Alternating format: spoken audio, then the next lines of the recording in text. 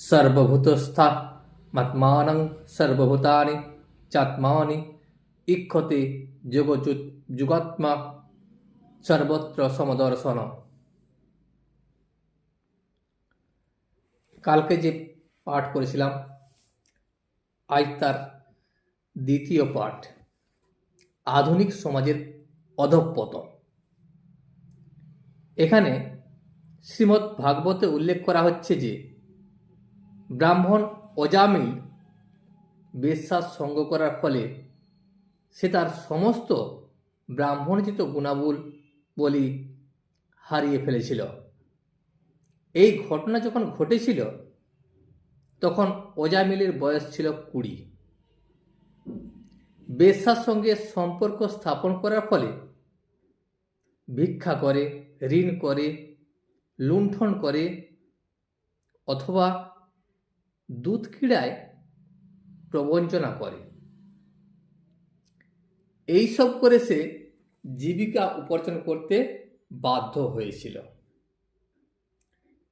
এই শ্লোকে ইঙ্গিত করা হয়েছে যে কেবল বেশ্যার সঙ্গে অবৈধ যৌন সম্পর্কে লিপ্ত হওয়ার ফলে মানুষ কিভাবে অধঃপতিত হয়।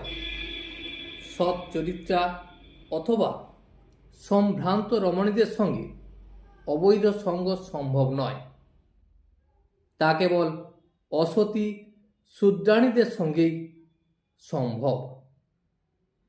সমাজে বেশ্যাবৃত্তি এবং অবৈধ স্ত্রী সঙ্গের স্বীকৃতি যতই দেওয়া হবে ততই প্রতারক, চোর, ডাকাত, নেশাখোর ও জুয়ারিদের প্রভাব বাড়বে। তাই আমাদের কৃষ্ণ ভাবামৃত সঙ্গে আমাদের শিষ্যদের আমরা অবৈধ স্ত্রী সঙ্গ বর্জন করার উপদেশ দিই। কারণ এই অবৈধ স্ত্রী সঙ্গই হচ্ছে সব রকম জঘন্য কার্যকলাপের মূল। অবৈধ স্ত্রী সঙ্গের ফলে মানুষ ক্রমশ মাংসাহার, দুধ ক্রীড়া এবং অসবপানে প্রবৃত্ত হয়। এই সমস্ত কর্ম থেকে নিবৃত্ত হওয়া অবশ্যই অত্যন্ত কঠিন। কিন্তু কেউ যদি সর্বতোভাবে শ্রীকৃষ্ণের শরণাগত হন তাহলে তা সহজেই সম্ভব হয়। কারণ কৃষ্ণ ভক্তির কাছে এই সমস্ত জঘন্য অভ্যাসগুলি ক্রমশ অরুচিকর বলে মনে হয়। অজামিলের সময় তিনি ছিলেন এক ব্যতিক্রম, কিন্তু বর্তমান যুগে সমাজে লক্ষ লক্ষ অজামিল দেখা যাচ্ছে। সমাজে যদি অবৈধ স্ত্রী সঙ্গ বৃদ্ধি পেতে দেওয়া হয় তাহলে সমগ্র সমাজ অত্যন্ত কলুষিত হয়ে উঠবে। কারণ সমাজ তখন দস্যু, তস্কর, প্রবঞ্চক ইত্যাদিতে ভরে যাবে। তাই যদি আমরা প্রকৃতপক্ষে বিশ্বের পরিস্থিতিকে উন্নত করতে চাই তবে আমাদের কৃষ্ণ ভাবনামৃত গ্রহণ করতেই হবে। কেননা জাগতিকভাবে এবং পারমার্থিকভাবে এই কৃষ্ণ ভাবনামৃত মানব সমাজের সর্বশ্রেষ্ঠ কল্যাণ সাধন করে। আমাদের যতই নিন্দনীয় গুণাবলী থাক না কেন, ভক্তিযোগের পন্থা সেই সমস্ত নিন্দনীয় গুণাবলীকে সমূলে উৎপাটন করে। আর আমাদের মধ্যে অনেক খারাপ অভ্যাস আছে, তার মধ্যে নেশা, দুধ ক্রীড়া এবং অবৈধ স্ত্রী সঙ্গ হচ্ছে মুখ্য। কিন্তু ভাগবত গীতা এবং শ্রীমদ্ ভাগবতে বর্ণিত ভক্তিযোগের সিদ্ধান্তগুলিকে গ্রহণ করার মাধ্যমে আমরা এই খারাপ অভ্যাসগুলিকে বর্জন করতে সক্ষম হব। বৈদিক শাস্ত্র সম্বন্ধে প্রায় কেউ এতটা অবগত নয়, তাই কেউ তার উপদেশগুলির প্রতি মনোনিবেশ করে না।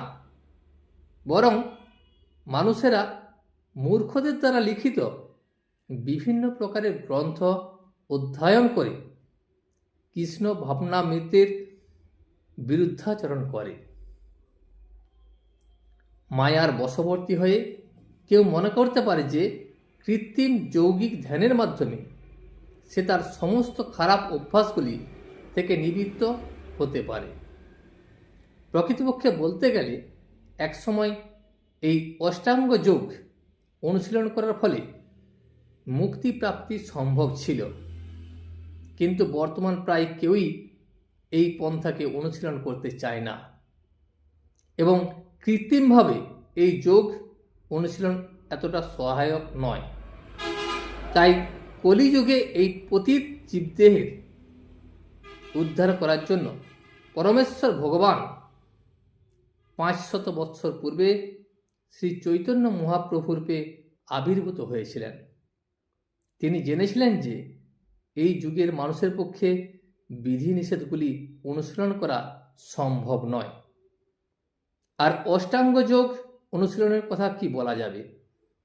তাই তিনি হবে হরে কৃষ্ণ কৃষ্ণ কৃষ্ণ হরে হরে, হরে রাম রাম রাম হরে হরে, এই মহামন্ত্র কীর্তন করার নির্দেশ দিয়ে গেছেন। এই মহামন্ত্র কীর্তন করার ফলে আমরা পারমার্থিক জীবনে ক্রমশ সর্বোচ্চ স্তরে উত্তীর্ণ হতে পারব। যেহেতু এই যুগের মানুষ খুবই অধপতিত, তাই তাদের পক্ষে অন্যান্য পন্থা অনুসরণ করা সম্ভব নয়। কিন্তু যে কেউ হোক না কেন এই হরে কৃষ্ণ মহামন্ত্র কীর্তন করার পন্থাকে গ্রহণ করতে পারেন।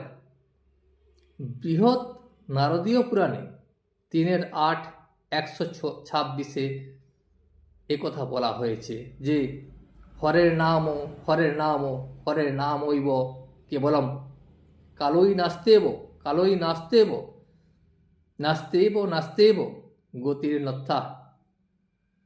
কলহ এবং প্রবঞ্চনাপূর্ণ এই কলিযুগে ভগবানের দিব্য নাম কীর্তন করাই উদ্ধার লাভের একমাত্র উপায়, এছাড়া আর কোনো গতি নাই। হরিনামের কীর্তনের প্রভাব অপূর্ব, বিশেষ করে এই কলিযুগে।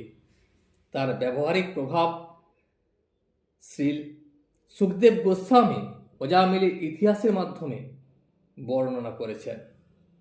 অজামিল ছিল এক মহাপাপী, কিন্তু নারায়ণের দিব্য নাম উচ্চারণ করার ফলে সে যমদূতের কবল থেকে মুক্ত হয়েছিল।